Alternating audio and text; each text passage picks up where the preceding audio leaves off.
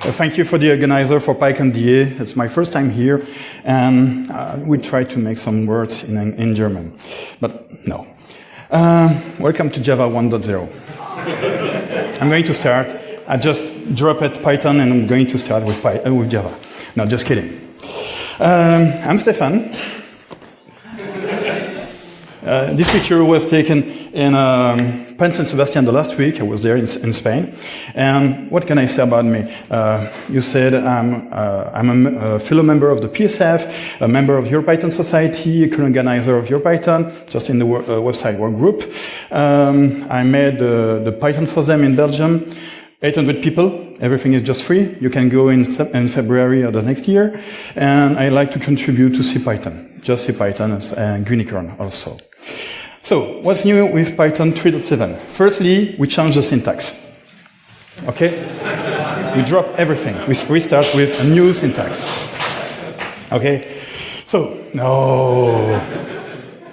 Just a joke. Firstly, I'm going to explain all the paths for the new version of Python 3.7. Okay? We can see we have a new function, breakpoint, the data classes, some new attribute for the module, the postpone evaluation for the annotation, the time function with nanosecond resolution. Hello, come on. There's no problem. Come on, there's a lot of place. I'm going to explain you the deprecation warning. That's very useful. The context variables, very useful with asyncio, and of course, ATF8 mode. Firstly, the breakpoint function. When you want to develop a software with Python, you start with this very small function. For newbie, newcomer, you will start with this one. And sometimes you can have a crash. Okay? But for me, for the debugging, normal people is just like that, on the left. An experimented programmer does the same thing, except that with the product. Okay? So, in Python 3.7, we have a new function, debugger. Debugger is inspired from JavaScript. Whoa, no.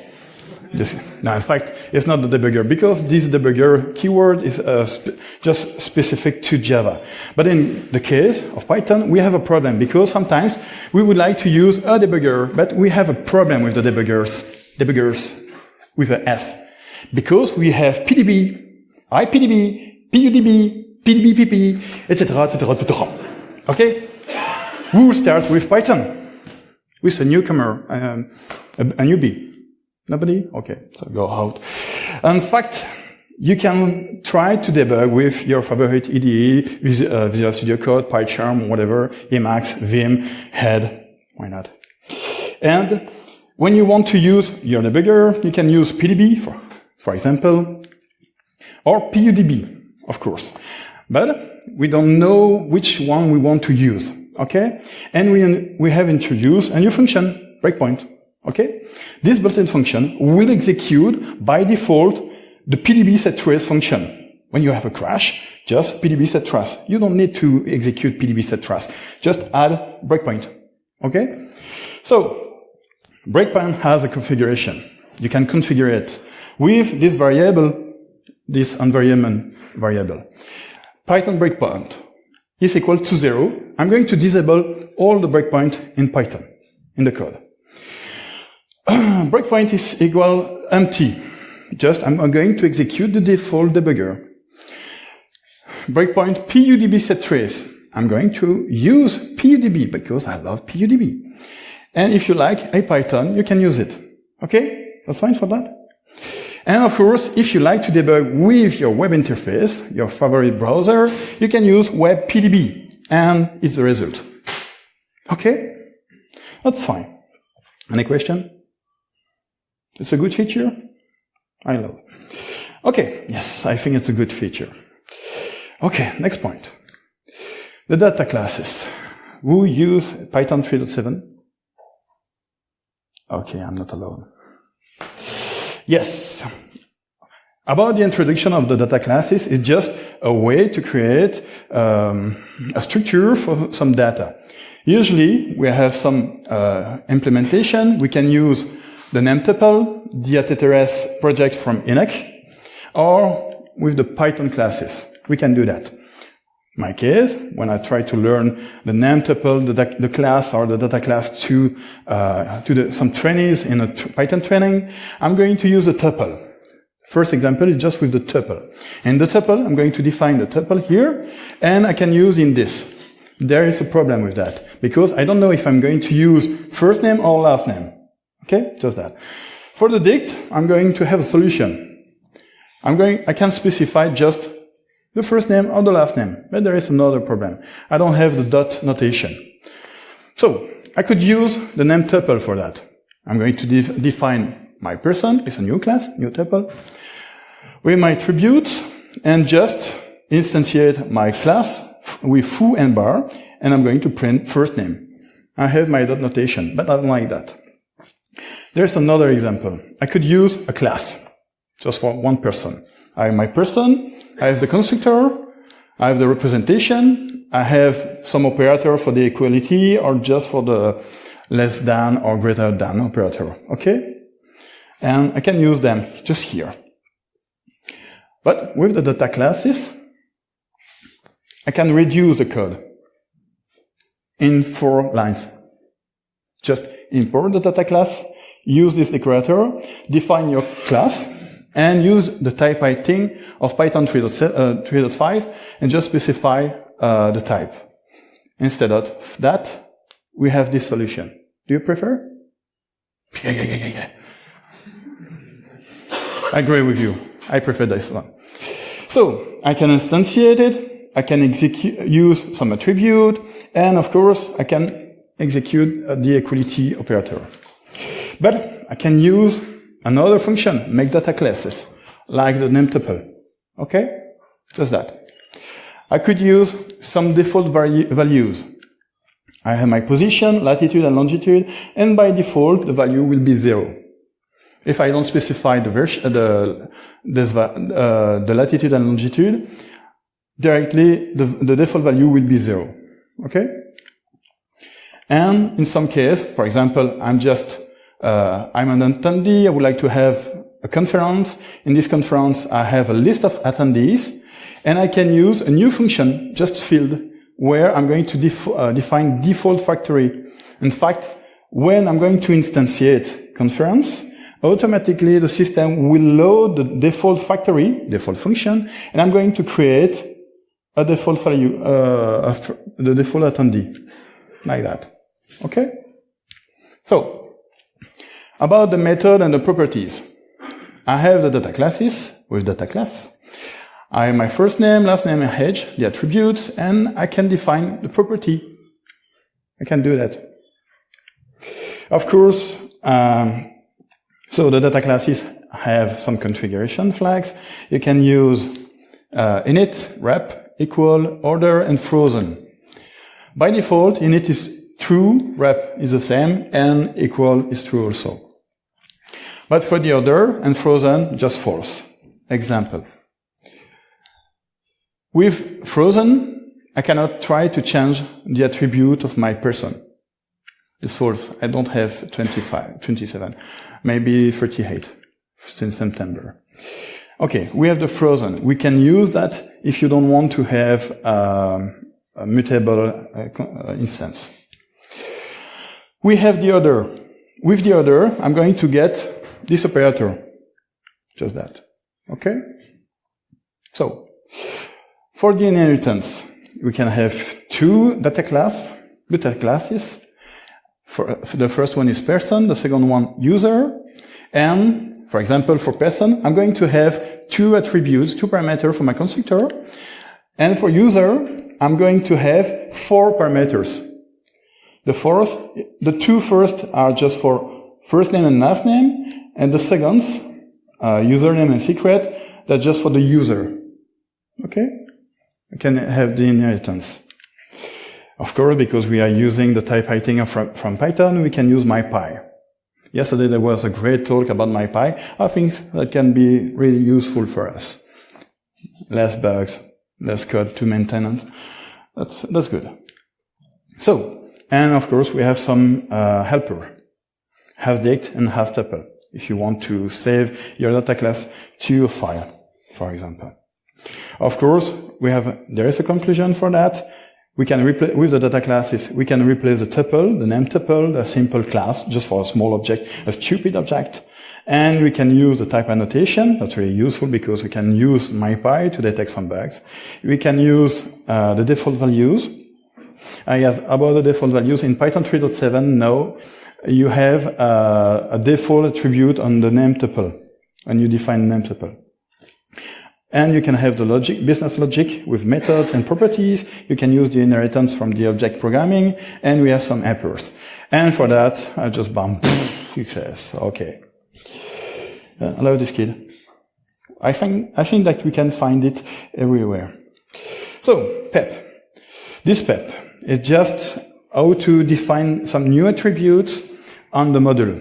Because a module can have this kind of attribute to get, for example, in this case, it's just for the get attr. For example, I have my library, my main function. I'm going to import my library and my whole function. And I would like to have a deprecation warning. Okay? If I try to execute it, I'm going to get this deprecation warning message. All function is deprecated. How can I do that?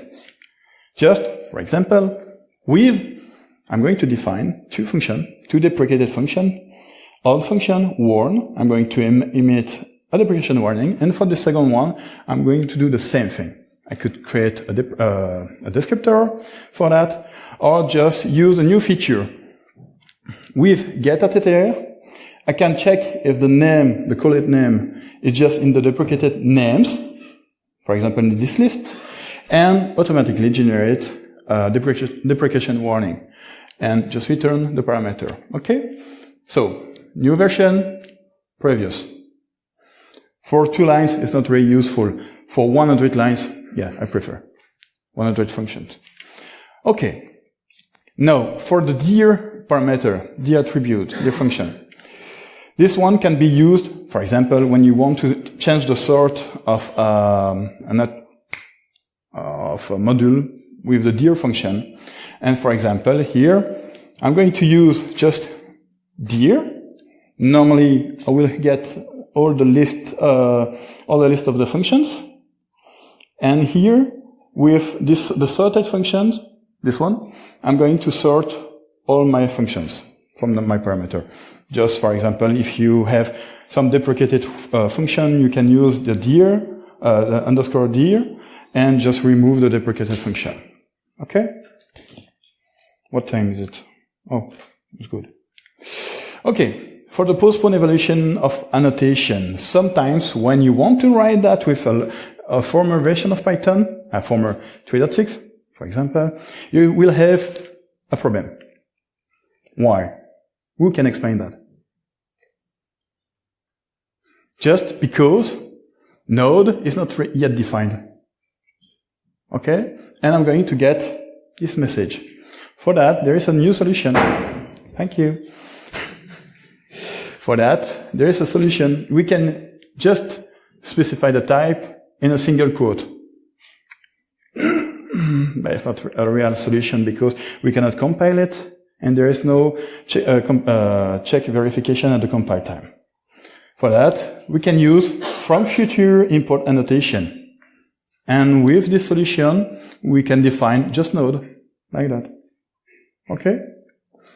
So, it's another example with my tree, where I have the left and the right. I use the data classes, the optional, and of course the annotation. And with that, I have a small code. Time function with nanosecond resolution. Who works with the monotonic time, monotonic clock? Yes, there is a solution for you with Python 3.7. So, when we use time, we have a problem. It's just limited to the representation of the float in the memory of the computer. Okay? The limit is just 104 days. Just sometimes that can be really useless. And there's another problem when you want to when we want to make a benchmark on some functions, we will have a problem with the precision. For that, we have introduced the nanosecond resolution. Example with the monotonic. Time monotonic is just in float. And with the nanosecond resolution, I'm going to get a big integer. Okay? That's very difficult. So, the deprecation warning is just showed in the main function. In Python 3.2, we just remove the deprecation warning when we execute the script, just a simple script. But there was some side effects. For example, who developed with Django? Yeah, sometimes when you execute the test, do you have some deprecation warnings? Yeah. There's a guy, yes. I know that. So, only visible when there is a fault, a mistake, when running test. Okay? And when I try with Python 3.7, the deprecation warning will be automatically shown. Example is the documentation of Python. Just to prove my concept, Python version 3.6.7, and I'm going to execute just the make file for the documentation. Here, I don't have any problem. I can install Sphinx and Blurb, and I'm going to start just the download of my dependency. With Python 3.7, I'm going to get these warnings automatically. Okay? I think it's very useful because sometimes when you don't work on your dependency, you can have a problem with that. Example, with async is a new keyword in Python 3.7. So, yeah, sorry. For Victor, I like to move it. Victor is a friend of mine, so and asked me, if you show that, you have to do, I like move it, so just kidding. Okay, context variables. Yes, who like to use Flask or Django? Okay, we'll use asyncio with HTTP. Do you have any problem with the TLS, with the thread local storage, when you have some variables from a request and you want to use them somewhere in the code? No? In fact, when you use TLS, that's great for the synchronous programming. Just because a TLS is a thread, a storage, just for this thread. You will receive a request, and you can store the result of your request inside in this TLS. Okay? But for the asynchronous development, we will have a problem. We have only one thread and a lot of requests. Okay? How can we, to be sure that we can assign a variable to the thread? We cannot, because there is a problem with the conception. For that, we have the context var. In the context var, we can define current user, just here, for example, with a default value, if you prefer. And I'm going to have my handler just for my endpoint. When I specify the name, I get the name and I'm going to store it in the current user.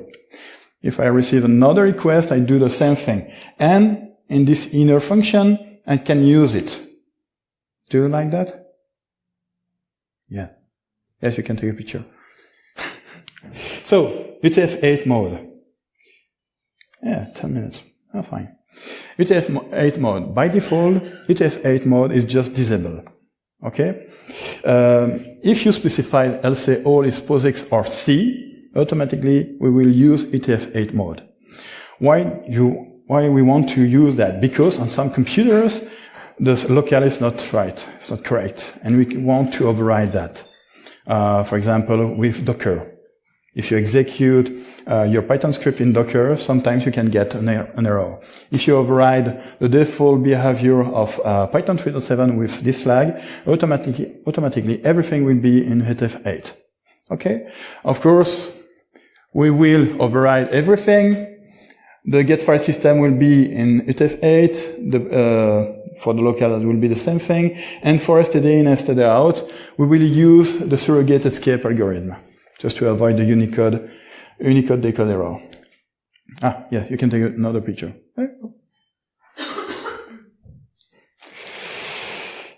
Sorry, I'm a little bit stressed. So, for PEP 545 is my favorite PEP, because we start the translation of the documentation. And actually, we have a French translation, 37%, Japanese, 75%, Korean 10 or 12%. But if you prefer, you can start the translation in your favorite language, in German, in Polish, Spanish, Ukrainian. So, and we are waiting for your contribution. So why I show this to PEP? Just because when you start to learn Python for a kid, or for, for my grandpa, he does not speak in English, but he can speak in French. And the French documentation will be really useful for him. Okay? For a starter, that will be the same thing. So, what's not in the PEP? Import lib resource. Do you know import lib resource? No. Do you know package resources? Yes. Okay, this package resource is dead for me. Okay, because there is a lot of bugs, and about the performance is just crappy. I don't know the right term in English, sorry, but it's not very good. So, but with import lib resources, you can load your binary artifacts, binary files from your package. Of course, we keep the compatibility with PKG resource in terms of features, and in terms of performance, we are just greater than. Okay? And with import lib resource, you can read everything from the file system, Amazon, S3, a zip file, whatever, etc. Example, I have my package, and I would like to read just message.eml file. Without import lib, I need to use that.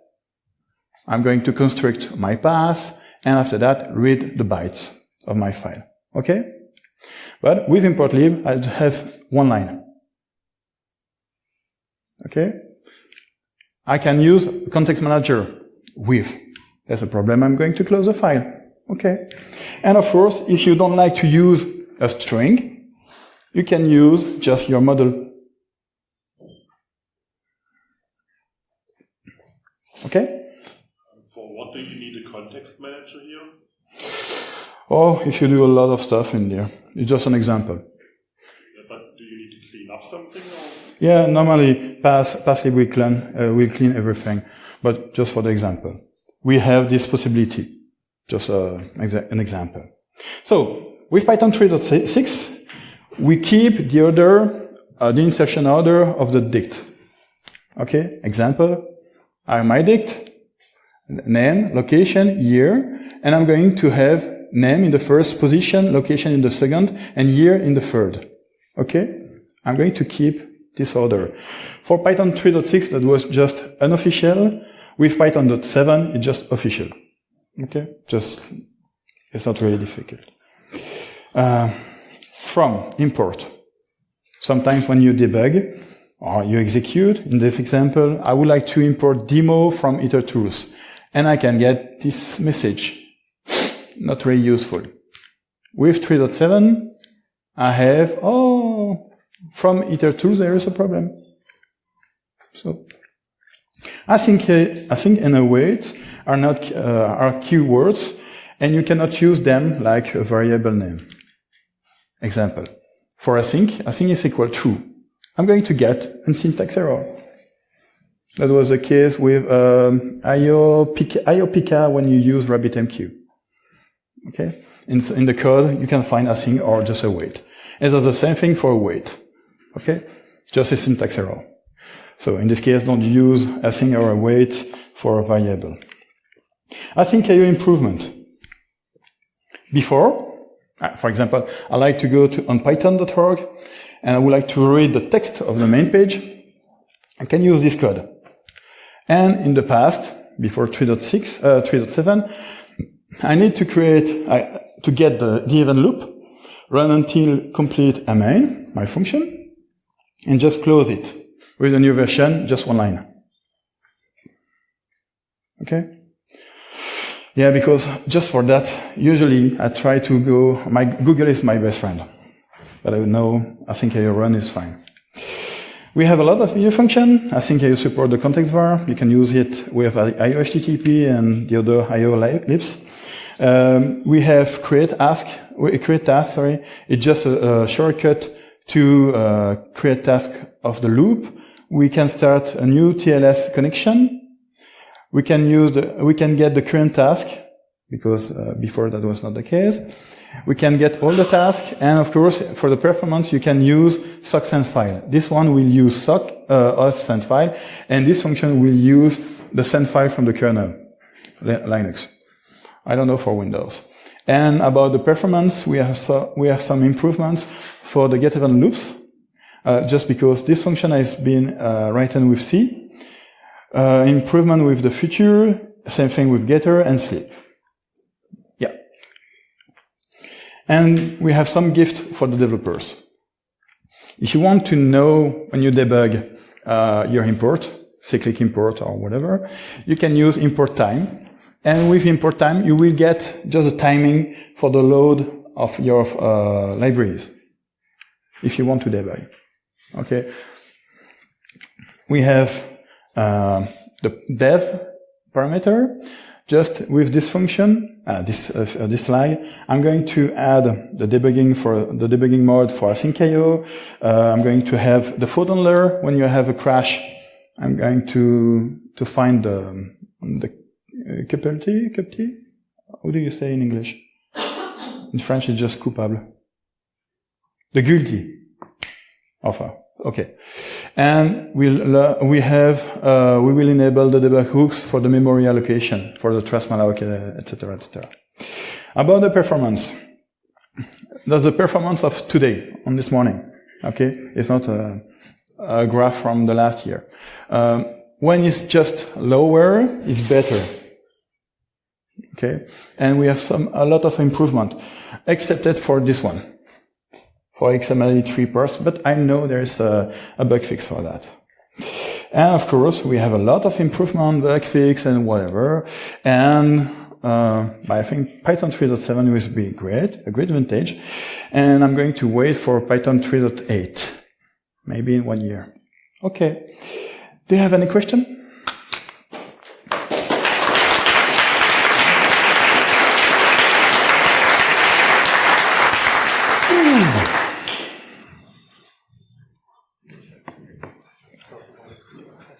Yeah, if you have any question, we can. Yes, you. I just asked myself if it's really desirable to have a dictionary that keeps some sort of order, and I wanted to ask you if it's really guaranteed now that this order persists and that it is something that will not break with Python 3.8? No. Okay. We keep the order. Great, thanks. Welcome. And in fact, there is another side effect. When you pass your parameter with the kworks will keep the same order. Just you can launch it. You mentioned shortly the asyncio run function. I'm sorry? You mentioned the asyncio run function shortly. Yeah. It's still in the provisional API. Do you think it's going to be in the main API in 3.8? I know one thing. Python 3.7 was great because with this function. At EuroPython 2018, there was Yuri Selivanov. He's a main contributor of asyncio, and he has a lot of very good ideas from Trio. He would like to insert them in Python 3.8, and yeah, that would be great. But about asyncio, I don't use it, except for some script, because I'm a consultant and I work only with Django or Odoo or some other stuff. But I would like to implement a very big software with asyncio, but I don't have the use case for the moment.